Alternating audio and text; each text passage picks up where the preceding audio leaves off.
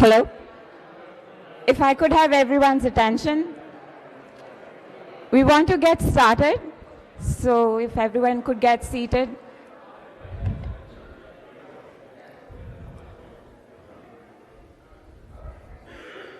Yeah. I can just introduce myself. Yes.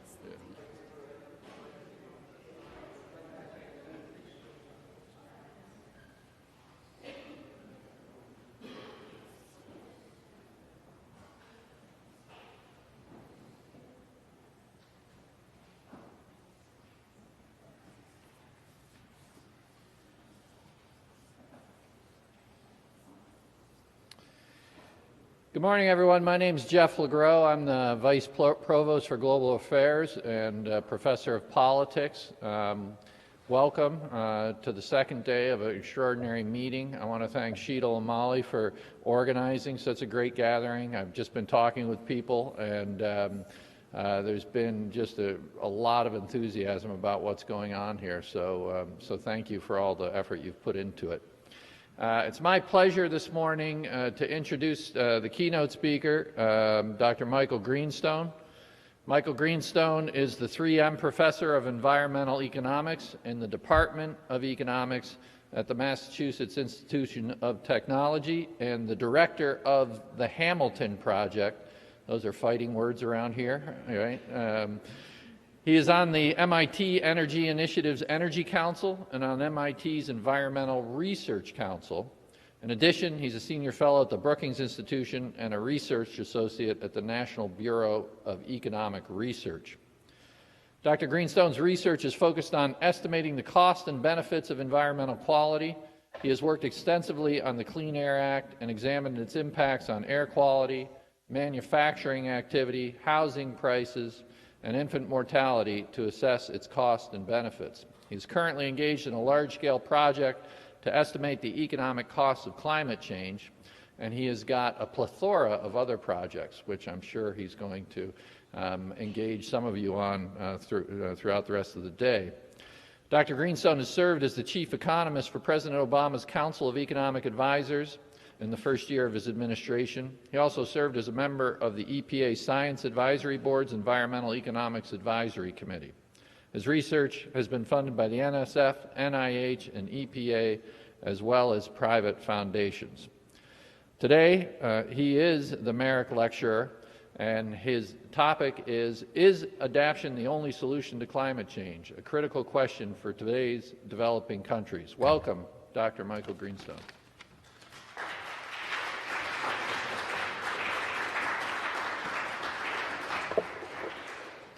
Thanks very much for having me, and thanks for putting on such a great conference.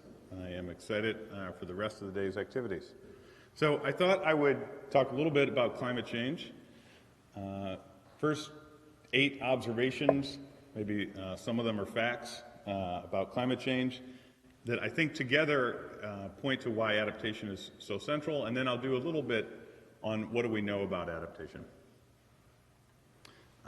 So first of all, we have to fix that slide. That should be 8 observations.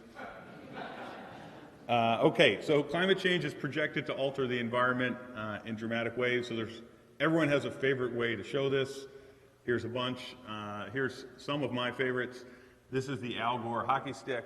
This is temperatures since the year 1000. And you can see it really take off as it's coincident to the increased emissions of greenhouse gases. Here's an estimate of what will happen to global mean temperatures. They're projected to go up from 42 degrees to 49 degrees between 2000 and 2100. It depends a lot on what you assume about emissions. If you think China and India are going to continue to crank, then this is probably an underestimate. This is from my friends at MIT. It's energy from their joint program, and this is their little wheel that you spin. They try very hard to communicate probabilities, which I think they find complicated outside of the little circle of trust that they live in. And so this was their effort, and you can see that, of course, a mean does not have all of the mass at the mean in most distributions, and so this was their effort to communicate that. But here's one of my favorite ways to show what's going to happen with climate change. And so this is just taking estimates of the daily average temperature at a bunch of points around the United States, and then population, taking the average of them, weighting by the population of the people who live around them. And so the light yellow bars are the distribution of the number of days that the average person in the United States faces currently. And so the modal day for the average person in the United States is between 60 and 70 degrees, and they face maybe 70 days like that a year. And just to be clear about this, that's the average daily temperatures, that's the average of the high and the low. And the most important thing, looking at the yellowish bars, is that the average American really doesn't face any days, maybe one day a year, where it's greater than 90. So remember, it's the average daily temperature, so greater than 90 is a really pretty hot day. What I want you to take away from this is even if by the end of the century temperatures are supposed to go up by a couple degrees what the red bars are telling you is the change in the number of days in each of those 10-degree bins. And it's really astonishing. This is a standard state-of-the-art climate model. Other climate models all kind of say the same thing. We're expected to get 30 extra days where it's greater than 90, and maybe 50 extra days where it's between 80 and 90. It's really an astonishing increase in hot days. And that's so important. Thinking about unpacking it like this is so important because a lot of the bad stuff about high temperatures, or about temperature, is at the high range. So, you know, increasing the number of 40 to 50 degree days is unlikely to have very large impacts. But that's where there's mortality, and that's where there's crop problems, and that's where it's just unpleasant. Then, of course, there's this. You know, if you want, has climate change started? Well, you know, Australia was on fire in January, and indeed, they had to invent new colors for their temperature map. The purple areas didn't exist until this year, and it's some evidence that temperatures are already beginning to pick up. Okay, so that was observation number one. Not a lot of deepness to it, but maybe something slightly new. Oh, and I should say, of course, since this is an economics group, if something is bothering you or you're having any problems, you should feel free to speak up, just fitting the social norms. Okay, so observation two is that the projected costs of climate change are substantial. And, you know, there's a lot of different ways to say this. If you just go to the fourth report of the IPCC, it's kind of a who's who of things that could go wrong. Hundreds of millions of people exposed to water stress. People think that that's going to cause migration. People think that's going to cause violence, species extinction. Maybe that's not a big deal. Maybe it is. We don't really know. But we're going to find out, it seems. Lots of flooding. We'll have a picture of that in a second. Extra stress on health, mortality, and morbidity. And at least in some regions of the world, big changes in agricultural productivity. And so here's kind of the gratuitous picture of what would flooding look like in Bangladesh. And this is what flooding looks like in Bangladesh. In principle, if the predictions are right, this will become permanent in many parts of Bangladesh. Okay, so observation three, national mitigation policy. So what are we going to do about it? One thing to do is, well, we could emit less carbon. And my very deep point number three is that national policies to reduce carbon emissions have not generated a ton of enthusiasm. Outside of the EU, I guess, Robin, we have you here to represent the EU. And so why might that be? Well, one reason I think is it's about the money. And I'm going to try and illustrate that. The second is, it's unbelievable. You know, we talk about technical change and how it's so critical for confronting climate change. And I would say in the last 5 years, all of the most important technical changes really occurred around fossil fuels. And so in a way that you could not have predicted back in the halcyon days of when President Obama was running for president, the world is completely awash in new ways in fossil fuels. And I think we don't even fully have I would say it's safe to say we don't have a full read on how awash we are. And so I will try to illustrate a couple of these things here. So the first is, this is how much it costs in the United States to produce a kilowatt hour of electricity, ignoring all social costs, from a bunch of different technologies. And this is from some work that I did with Adam Looney.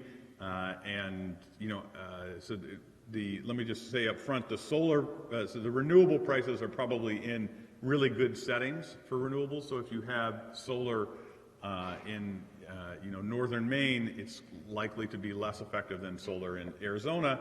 And you should think of the solar and the wind being in places that are advantageous for that. And what's very, very striking, and I think everyone kind of knows at some gut level, but looking at the numbers, I think helps focus the mind, is that a kilowatt hour of electricity produced from an existing coal plant costs about 3.2 cents to produce. From a new natural gas plant, and that's due to the large increase in natural gas and reduction in prices in the United States, it costs about 4.1 cents. From a new coal plant, which the EPA is making almost impossible to build, it would cost about 6.3 cents. And then now we get up to the zero carbon or low carbon ones.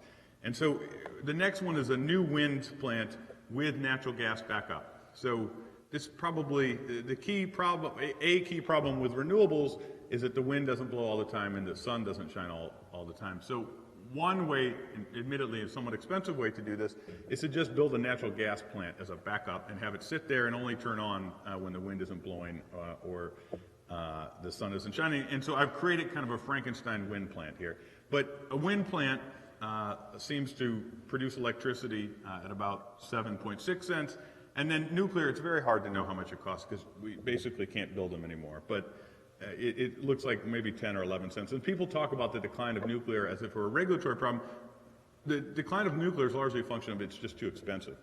And the solar PV is about 11 cents. So effectively, just to put a fine point on it, if we're talking about moving to a system of low carbon fuel, you're talking about doubling or tripling the price of electricity. Now, of course, it's worth noting, no economist would be worth their salt not to also talk about the social costs. And here, it shows up right, the purple bars are the non-carbon social costs. So you should think of that as air pollution air pollution and health. And then the brown ones, or gray ones, are the carbon social costs. And that's using the U.S. government's social cost of carbon. And there, you know, it changes the calculation a little bit. You can really see how bad coal is. But natural gas still looks like the winner. But we don't have policies that do this, so this is kind of a, we really like to make our energy choices based on the private cost. Another thing that's worth highlighting, just to underscore the world is awash in fossil fuels, this is from 2009, so it's a vast understatement, but this is all the new natural gas that's available due to fracking, and you can see there's like, hundreds of years that are suddenly available that were not available in an economic way before. The U.S. has a lot. China has 1.5 times as much as the U.S., but so far has not really made any progress on accessing it. But I think the world's history of leaving $100 bills buried in the ground is a pretty short one. And I'm pretty sure they're going to find ways to get at it in China and Europe and other places. And it's not just natural gas. Of course, the same fracking technology has been used to make progress in gaining access to petroleum that previously people thought could not be accessed. And so here's a picture I found from the North Dakota Petroleum Institute or something like that. And the first one is how you normally get petroleum, and you just dig straight down. And the second is this new horizontal well, and then they have the fracking or the fissures along the side here that natural gas will come out. And it's just been a complete game changer. Like, again, in 2008, no one would have ever said that we could have possibly been energy independent with respect to petroleum, but that's going to happen now. And the magnitude of the supply of economically feasible or recoverable petroleum just in North America has change. We were on this pattern here, and now you can see the red is from the fracking. So we've just seen an incredible supply in cheap fossil fuels. And again, just to come full circle, I think that's going to make it very complicated to get countries to be excited about mitigation policies, because fossil fuels are cheap. So there's this old quote, I'm almost embarrassed to put it up because it's easy to make this point, but it's from Thomas Edison. I put my money on the sun and solar energy. What a source of power. I hope we don't have to wait until the oil and coal run out before we get on that one. All right. Another point is that climate change can't be contained without mitigation in developing countries. I think that's well understood. Sometimes numbers help focus the mind. So if the United States were to implement something that it did not implement in 2009 and 2010, you would see, and no one else in the world did anything, you would see global atmospheric concentrations of CO2 decline from here to here. And so that's just to underscore it's a global problem, and everyone's going to have to get in on it if we're going to have a solution. And all the forecasted energy growth is projected to occur outside the OECD. This graph, I can't get enough of this one. China, it turns out, is going to, by next year, consume more than half of the world's coal. They have a relatively small economy since per capita income is so low. And India is going to surpass the United States in 2017, and just all the talk about the green China overtaking the world, it's not true. They've been doubling down on coal.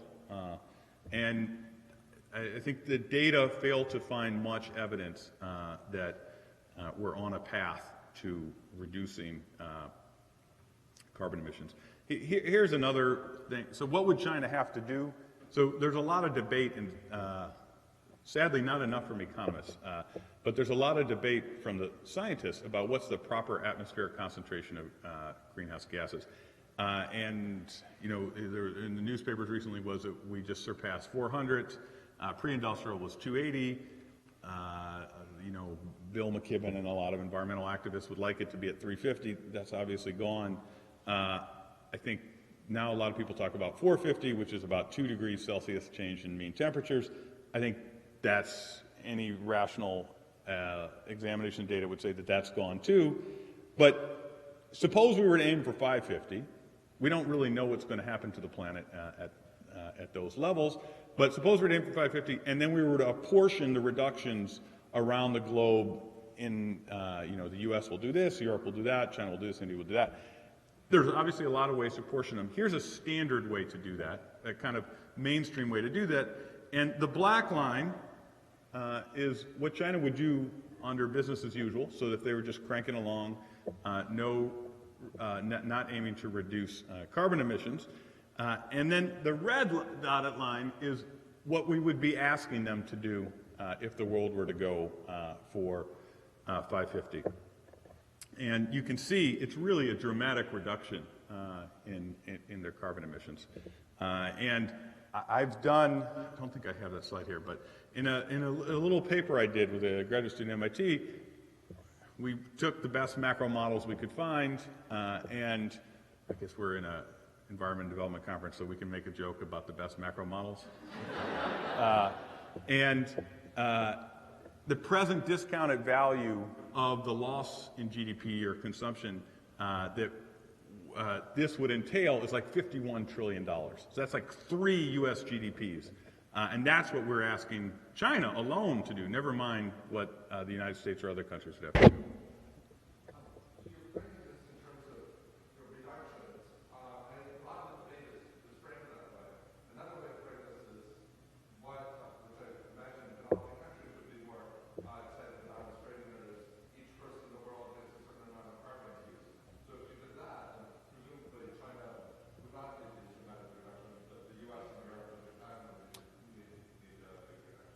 Oh, China's catching up to us on per capita emissions. I think they're now at 50% of us.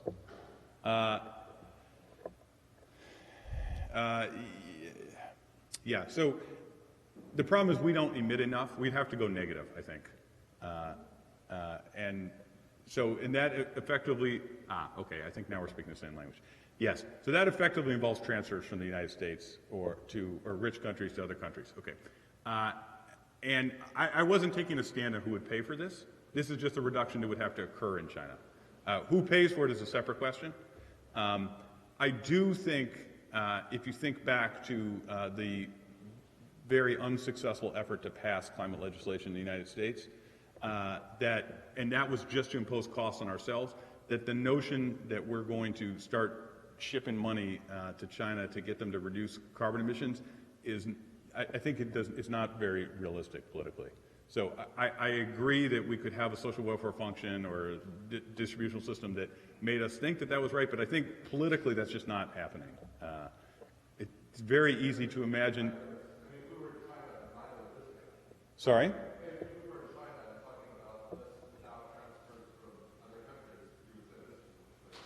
Okay, I'm just making, this is an accounting exercise so far. Now, I think what you'll see, so let's go to the next observation. I'm not saying, I'm taking no stand on who should pay for anything, but now I'm going to say, however little enthusiasm there is in developed countries for reducing carbon emissions, there's going to be a lot less in developing countries.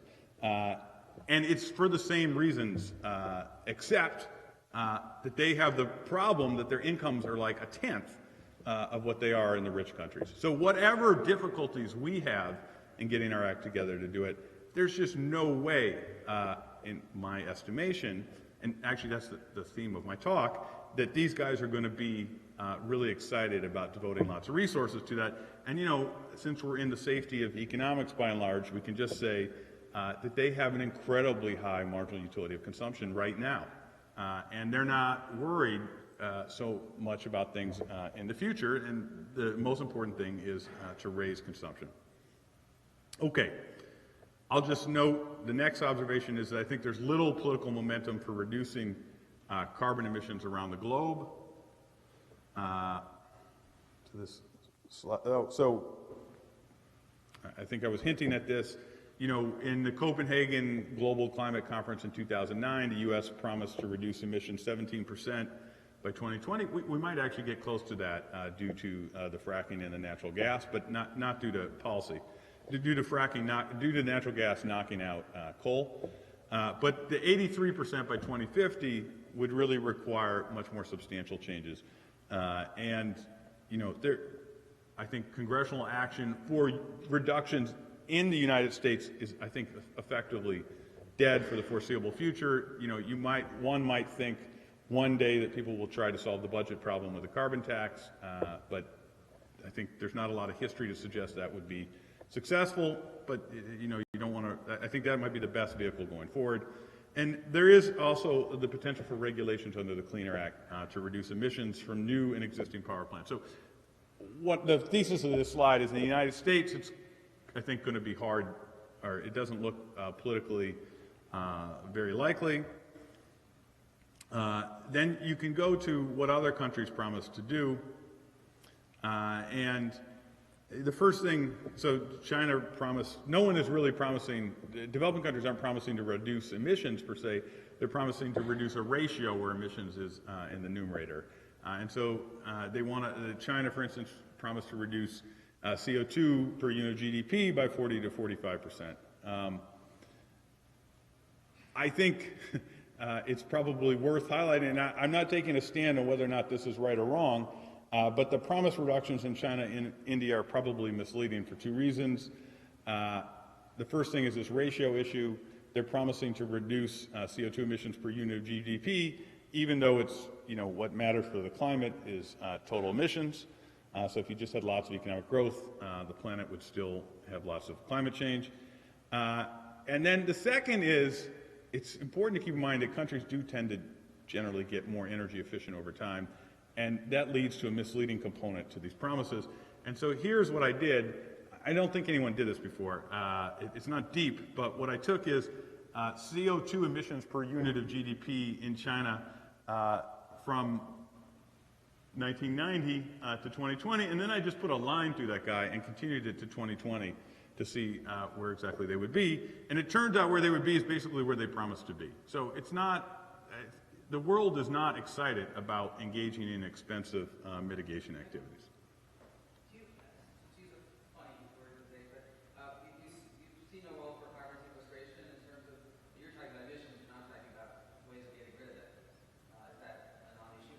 No, we're coming to it.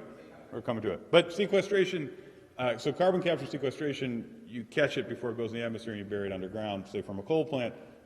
It's got the same problem. It's like twice as expensive as anything else. So I could have put that on, yeah, and I could have put that on my chart. And in fact, the reason it's not on the chart is there is no demonstrable plant operating at scale yet. And so we don't,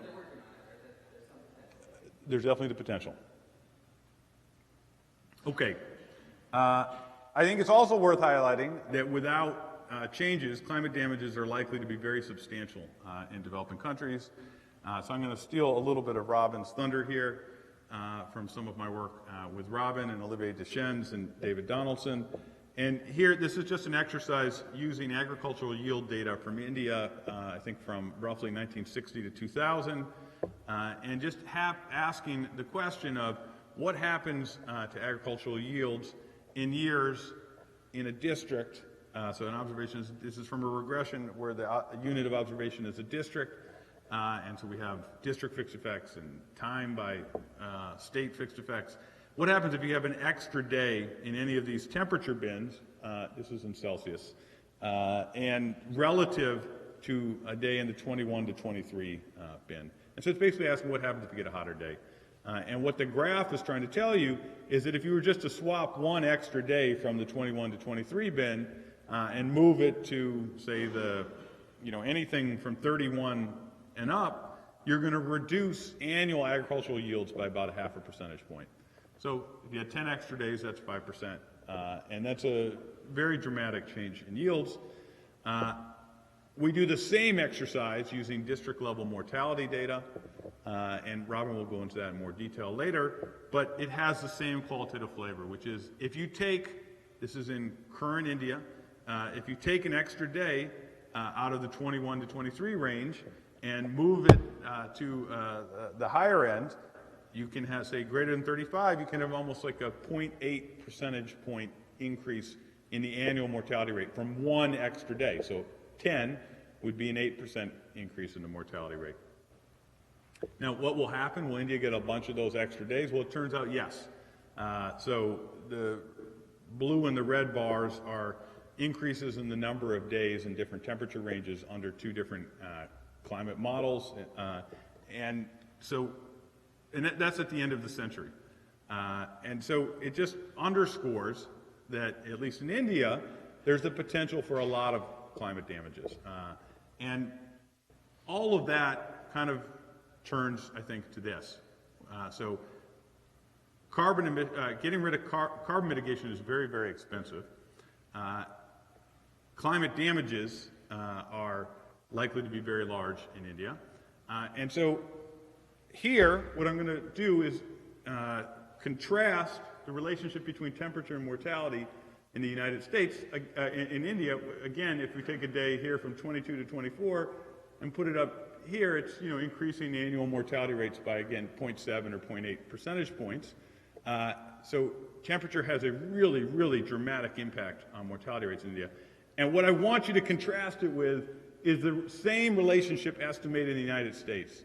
And what's astonishing about that is that line is completely flat. So whatever you hear about heat waves killing people in the United States, it's kind of true, but it's only true if we were to shrink the scale of the y-axis way down. It's just not visible at the scale at which you need to capture the response function in India. And so if you're India or some other relatively poor country, this is the choice. You can pay, you're desperate to get the blue line. The blue line is what you want. And what's the best way to get the blue line? The best way to get the blue line is to put the carbon in the atmosphere because you want to grow. And that's the best way to grow, is by having inexpensive electricity. And so one way that I think is a succinct way to summarize it is the good state of the world, say for India or China or other low-income countries, that's where they got to the blue line. And that's the bad state of the world for the planet, or the bad state of the world for rich countries who are worried about climate risk or something really terrible happening.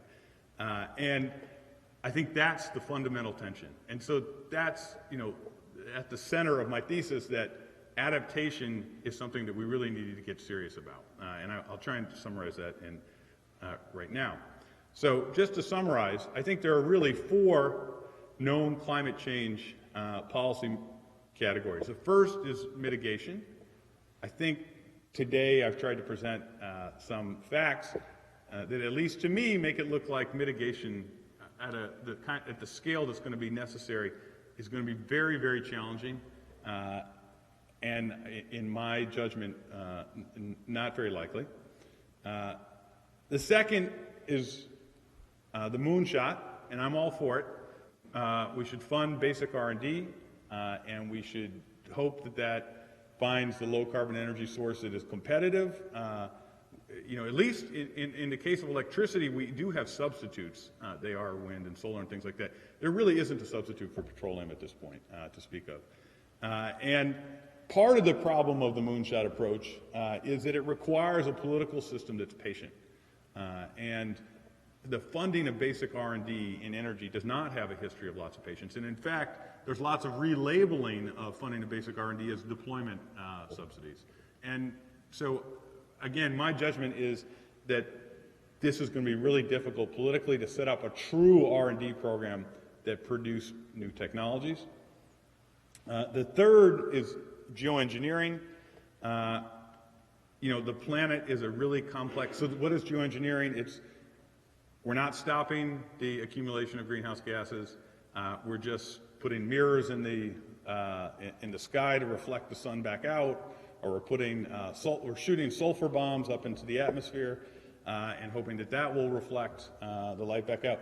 And this is way above my pay grade, but the planet is a really complex system, and my climate scientist friends tell me that we are very far from understanding it completely, and there's a great possibility of unleashing some other unintended consequence. And even if we could get past that, there is an enormous political problem as well, which is who is going to get to set the planet's temperature. I suspect that the guys in Qatar have a very different ideal temperature in mind than the guys in Russia, and I don't know how that gets resolved. So I think, what are we left with? We're left with adaptation. And so that's the thesis of my talk. And in fact, I will somewhat controversially try to say that adaptation is literally the only climate policy that we're going to be guaranteed to have. And so it's, I guess, useful to ask, well, what is adaptation? The IPCC defines it as an adjustment in our natural or human systems in response to actual or expected climatic stimuli or their effects, which moderates harm or exploits beneficial opportunities. So the planet's going to change. We have to find ways to protect ourselves from the damages, and there will also be opportunities to exploit potential benefits. I think in the Arctic, possibly not great for the climate. There's going to be lots of access to minerals and, I think, fossil fuels as well. And I think this will be especially salient, this finding successful adaptation strategies is going to be especially salient for developing countries who I think are kind of going to be on the front line. A lot of them are situated in places that are already a little precarious. Unfortunately, I think at this point, the playbook of successful adaptation strategies is not very thick. And so here I'll just talk a little bit about what do we know about adaptation. I think we can debate what I'm going to show you, its relevance to developing countries, but it's really meant to be stimulative and highlight the need for lots of more research in this area.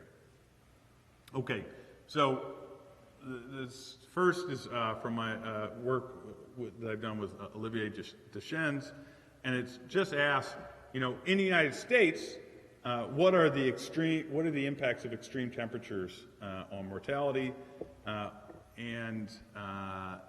Again, this is going to use year-to-year variation in temperatures. And Here's kind of so remember you saw that flat blue line. Well, this is if you zoom in on the y-axis, you can actually make it look like a U. And the way that you would say it is if you took a day that was 50 to 60 and you shifted it to greater than 90, and this is from 30 million death certificate records, and we really mine the data here with all kinds of controls. If you switch a day from 50 to 60 to greater than 90, you get 1 extra death per 100,000. So it's very small, and that's why the thing looked flat on the other axis. And you can see cold days aren't good either. And so why is that? Well, that's because we crank the electricity consumption on the hot days. And you can see that here in this graph. If you take a hot day in the 50 to 60 range and move it to greater than 90 or even greater than 100, you really see dramatic increases in energy consumption. Okay. So all of that was kind of prompted Olivier and I and Alan Barreca and Karen Clay to do a little work on trying to figure out what did the transition look like to getting to this largely non-existent effect of temperature on mortality in the United States. And so we went and collected vital statistics data from the entire 20th century of the United States, and then some things that we thought might modify the relationship between temperature and human health. And so there's some fun graphs to look at here. So we'll just start with this. This is, again, using vital statistics data over the course of the entire 20th century. And it's the same exercise. Let's take a day here. I keep shifting the base on you, but it's in the 50 to 59 range, and swap it for a day in any of the other 10-degree bin ranges. And what you can, and then we have log annual mortality here. So this isn't, this is abstracting from deaths that are pushed up by a couple of days and looking at more longer run losses of life expectancy. And what this would say is that across the whole century, if you took a day that's in the 50 to 59 range and moved it to greater than 90, you would get an increase in the annual mortality rate of about 1.5%. And so that's across the entire century. And 80 to 89, there's some impact. It's smaller. It's small. Okay, so now what we're going to do is we're going to start to break apart the whole century into pieces. And so here's 1900 to 1959. Well, it turns out in the first half, roughly the first half of the century, it was a lot worse, you can infer, than the second half. And indeed, 1 extra day is worth more than 2 percentage point increase in the annual mortality. 1 extra day greater than 90. And then from 1960 to 2004, you can see the effect is actually much smaller. And so obviously adding the two together, we saw. And you can do this 20-year period by 20-year period. And the striking thing is, actually all of the gain happened after 1960. And so we saw that and we said, well, that's kind of strange. We would have thought it would have been declining a little more smoothly. And so what we did was try to come up with what would be the leading hypotheses. And the ones we could come up with were electrification, air conditioning, and think of hospital access as being either the number of hospital beds in your county or the number of doctors in your county. And we went and collected data on all those things from 1900 at the county level roughly to the present, and tried to see which of those, in a kind of horse race sense, are the things that appeared to cause the reduction in mortality. And so this is, I'm breaking the rules here. There's too many things going on this table. But in English, what this says is that basically the entire reduction is due to air conditioning. So it's not due to having access to doctors who can give you IVs when you're dehydrated.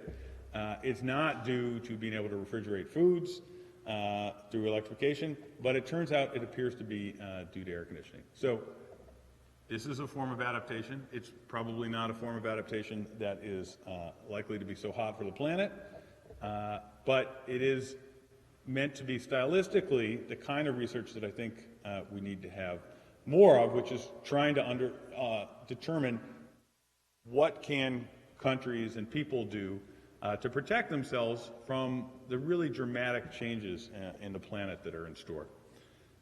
So let me try and conclude, and then we'll have some questions. Climate change is projected to lead to really, really big changes in the environment. I've been focusing on temperature. Obviously, anyone who reads the newspaper knows the climate models also project increases in intensity in storms, coastal flooding, a series of other things. I think the damages are likely to be largest in what are today's developing countries. Mitigation, so in terms of policy responses, mitigation is challenging politically and economically. Good R&D policy is, I think, extraordinarily difficult. Geoengineering's risks to the climate or the planet, I think, are largely unknown, and it also has its own political problems. And I think adaptation is the one climate policy that we're absolutely guaranteed to pursue. And the empirical evidence on the history of adaptation to environmental change is really, I think, at its nascent stages. And one criticism of the kind of work that I've talked about is that it's largely focused on relatively short-run adaptations, and trying to understand how people adapt over the long run is, I think, even more challenging empirically, but that doesn't take away from its importance.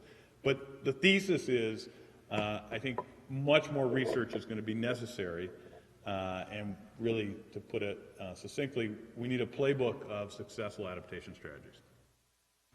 Okay, so that concludes what I was going to say.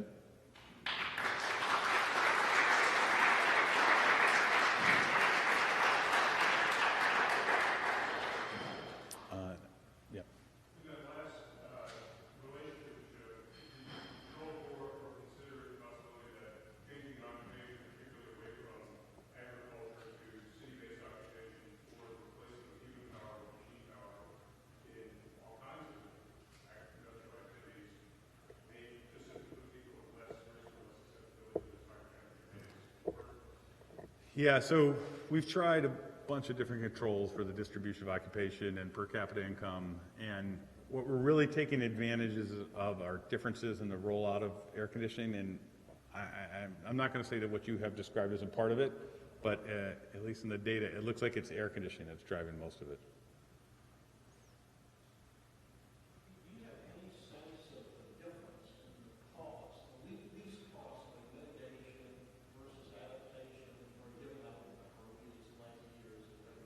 Well, I think that's my point. We don't know what it costs. I think, in the end, we won't really do zero mitigation. We are doing some mitigation, and we're going to have to find the right balance between mitigation and adaptation. But I think we don't really have, I'm sure someone somewhere is trying to draw up how much it's going to cost to save Manhattan, and we're going to spend it for sure. I think there's some coastal areas along the Atlantic that we're not going to save. Because it'll just prove to be too expensive. But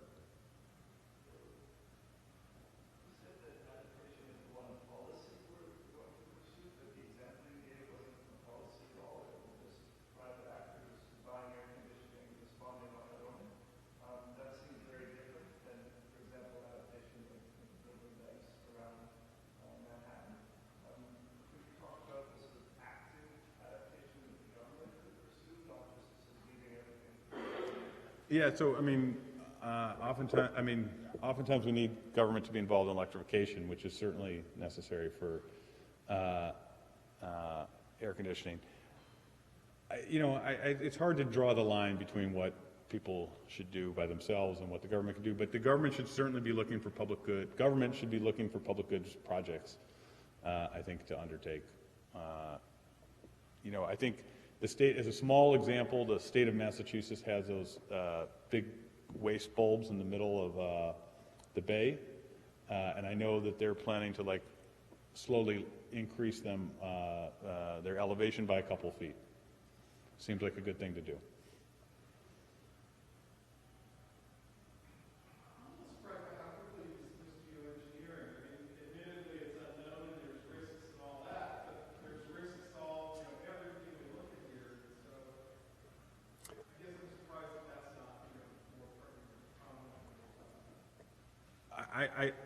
I think we should. I think every university should have someone doing geoengineering.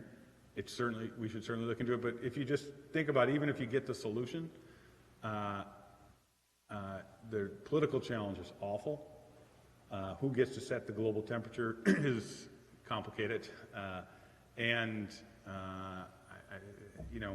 Yes, we should be researching that.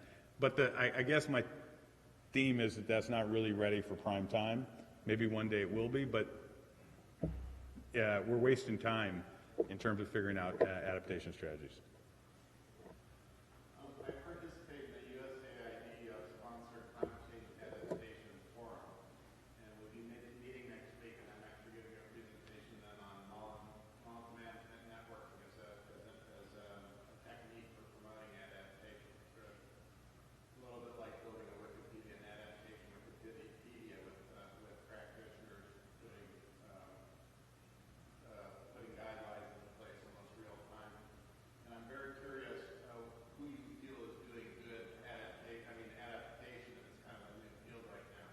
So when you talk about building a playbook, have you started a bibliography of what you consider to be reliable sources for good thinking on adaptation? Who do you think is doing good work in this rather innovative area right now? I guess my theme is there's not a lot of work going on in my view.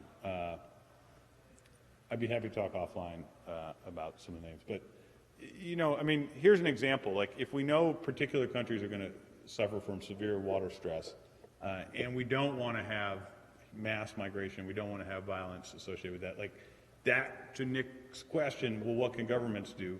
That's one thing governments can do. They can be realistic about that and figure out ways to supply water in areas where there's projected to be shortfalls.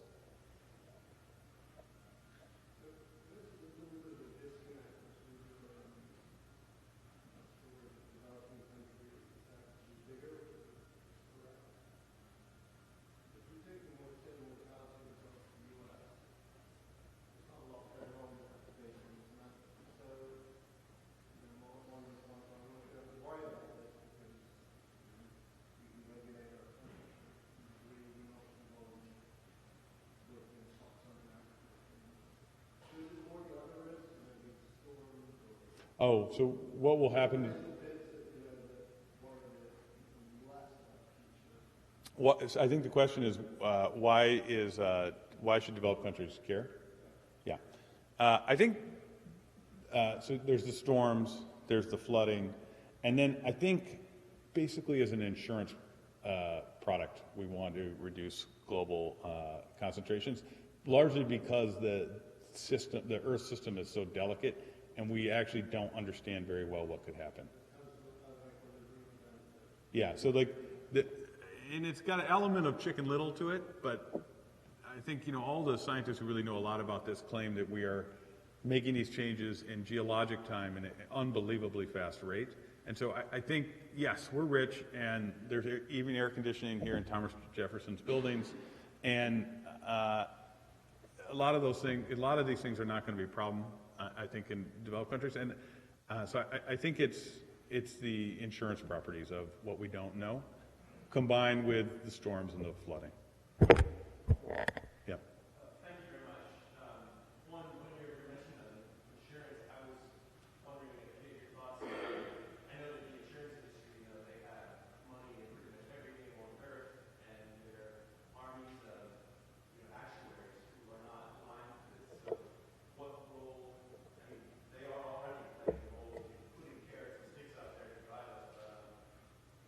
Tell us about what you'd like to see coming out of the insurance industry. Yeah, no, I guess I probably never thought that I would think this before, but the insurance industry is awesome.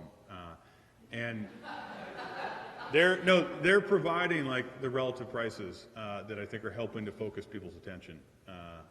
They're not providing a price on carbon, but they are, I think, in certain islands now in the Caribbean, you basically can't get hurricane insurance anymore.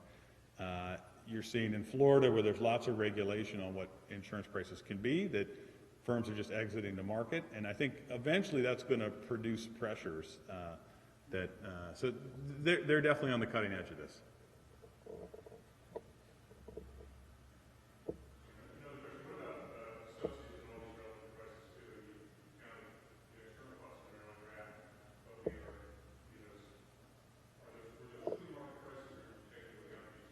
Okay, so let's just stipulate it's almost impossible to figure out what a kilowatt hour unsubsidized of one of the renewables costs, because the subsidies are all over the place. There's the capital subsidies for building the thing. 36 states or something have renewable portfolio standards which require that there be renewable electricity as part of the system. And so it's very, very difficult to unpack that. I did my best.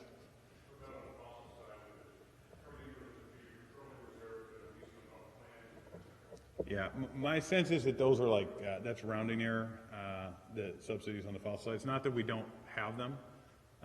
This is in the United States. Obviously, there's huge subsidies for fossil fuels in a lot of other countries. But in the United States, you know, the denominator is so large in that we use so many gallons of petroleum that, as an example, that the subsidies are kind of rounding error.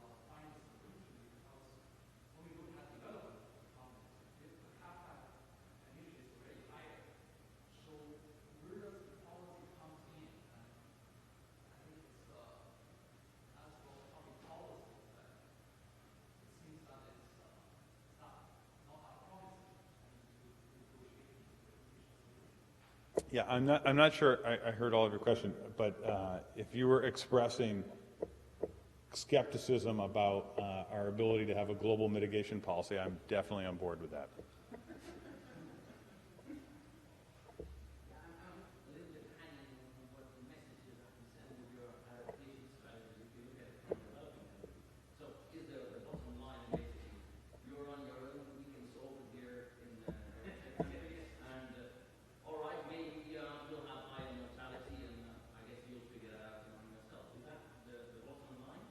So first of all, I agree, I'm not the social planner.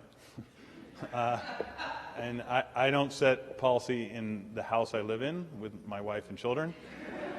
What you say has implications, right? There's a subtext of, a message. This is my read of the way the evidence is lining up. And the way the evidence is lining up is countries are basically on their own. And it's one thing the research community could do, or even the international community could do, is try to identify successful or low-cost adaptation strategies to the changes that are coming. Do I think it's socially optimal to rely primarily on adaptation versus mitigation? No, I don't think that. That's a different statement. But I think we have to be realistic. The notion that in the U.S. Senate, some guy is going to stand up and say, what I really think we should do is send $50 billion a year to China to help them mitigate carbon emissions. I just don't, that's not the world that I see.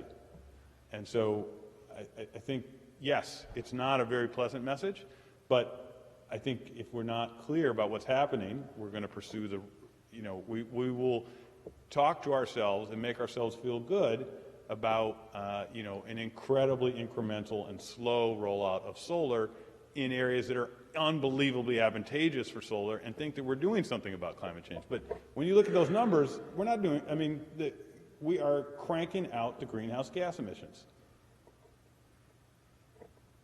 So I think your argument about the weaknesses politically of the current mitigation strategy are very well taken.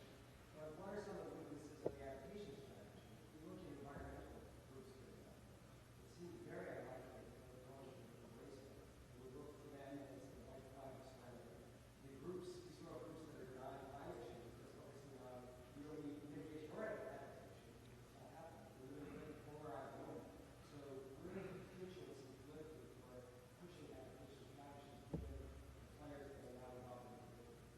That's a good question. I think the first thing is we can agree on what the facts are. And then some agreement about the facts, I think, hopefully is a starting point to moving towards that.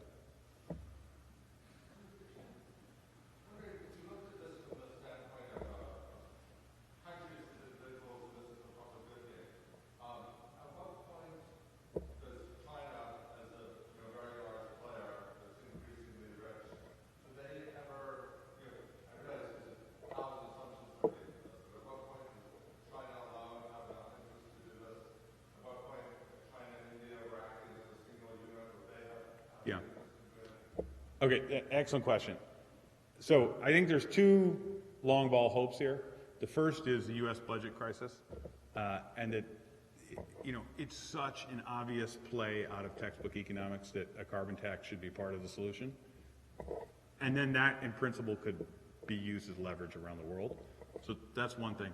Now, to your question about China and India, I think the hopeful view of that is that the harms of local air pollution in China and India are going to become so impossible to ignore, and that happened a little bit this winter in China, that there will then be movement away, say, from coal, just to put a fine point on it, that has enormous immediate health benefits for China, and then will also have global climate benefits. And the way they would do that, given the cost differences right now, is they would move to natural gas, which has half of the carbon impact of coal, and then in principle, the theory of the case is that you're building the blue bridge to the green future.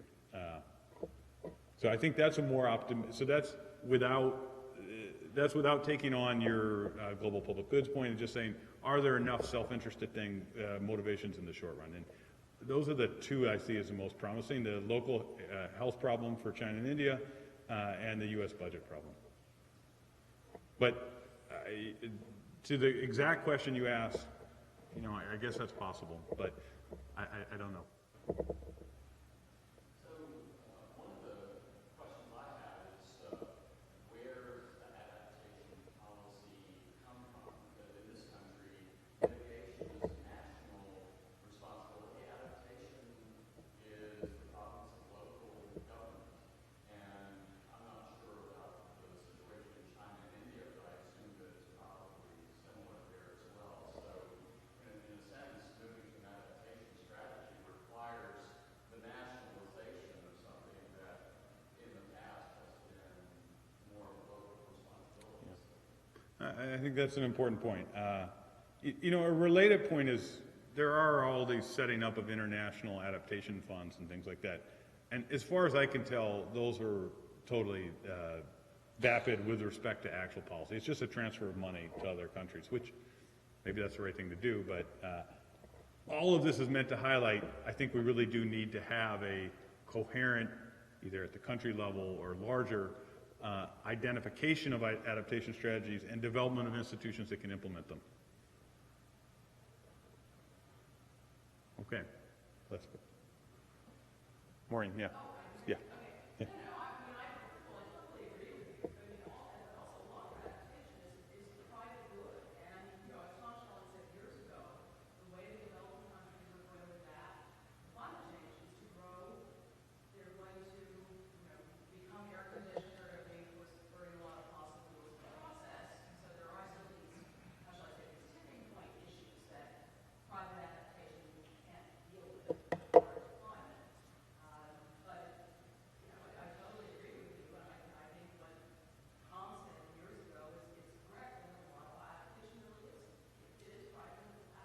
Yeah.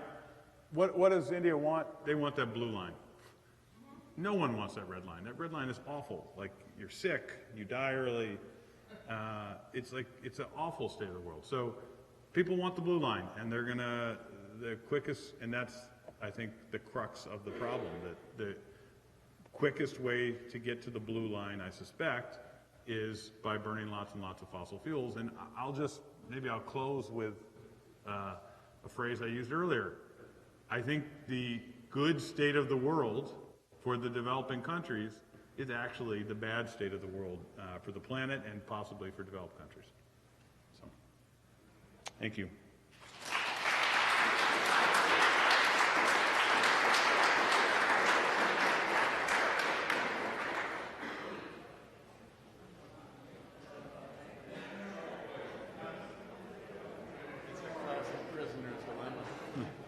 fantastic. Let me turn this off. Do you mind if I approach you? I mean, you need a break Sure. before I pepper you with more questions? I mean, there's not a thick adaptation literature.